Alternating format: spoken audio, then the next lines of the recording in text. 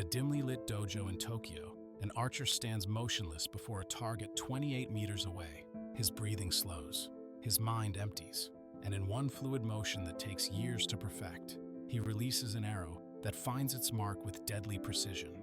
This is Kyudo, the ancient way of the bow, and these masters are training for one of Japan's most prestigious competitions, the Emperor's Cup. Kyudo isn't just archery. It's a martial art that dates back over 2,000 years, rooted in the samurai tradition where a single arrow could decide the fate of empires. The bow used in Kyudo, called a yumi, stands over 7 feet tall, crafted from laminated bamboo and wood. Unlike Western archery, the grip sits 1/3 from the bottom, creating an asymmetrical design that demands perfect balance and control. To compete for the Emperor's Cup, archers must master what's called the Hassetsu, the 8 stages of shooting.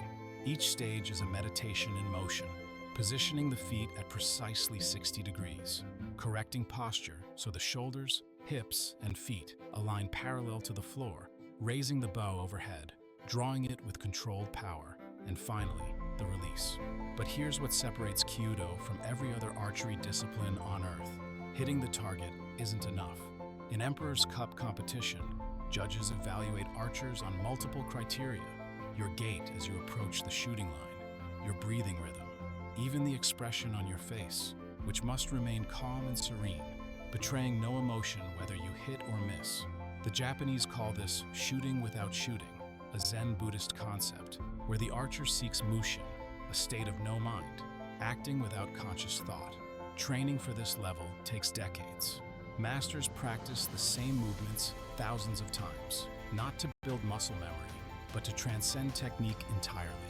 They spend hours in meditation, learning breath control that calms the nervous system and sharpens focus.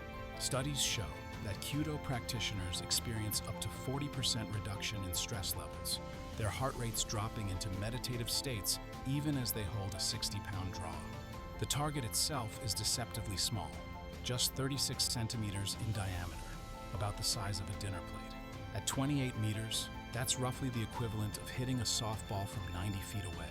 But in advanced competition, the distance extends to 60 meters, and the target shrinks further. Miss by a centimeter, and years of training mean nothing. What makes the Emperor's Cup so revered is its holistic judgment.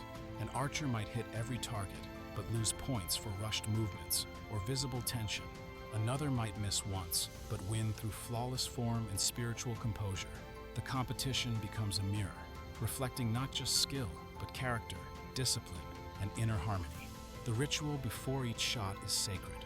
Archers bow to the dojo, to their equipment, to the target itself. They move with deliberate slowness, each gesture precise, each breath intentional. When they draw the bow, it's not with brute strength, but with a technique called opening the body, where the entire torso expands, distributing force through the skeletal structure rather than muscle alone. And then comes the release. In Kyudo, the string doesn't slip from the fingers. It explodes away in what's called yugari, the turning of the bow, where the weapon rotates a full 180 degrees in the archer's hand. Done correctly, it produces a sharp crack that echoes through the dojo like thunder. Done incorrectly, and the arrow flies wild. The form collapses, and months of preparation unravel in an instant. For those who dedicate their lives to this path, the Emperor's Cup represents the pinnacle. It's not about glory or prizes. It's about demonstrating a lifetime of refinement, where body, mind, and spirit align in a single perfect moment, where the archer, the bow, the arrow, and the target become one. This is Kyudo. This is the deadly precision of Japan's masters. And this is why, after 800 years, the way of the bow still captivates those who seek perfection.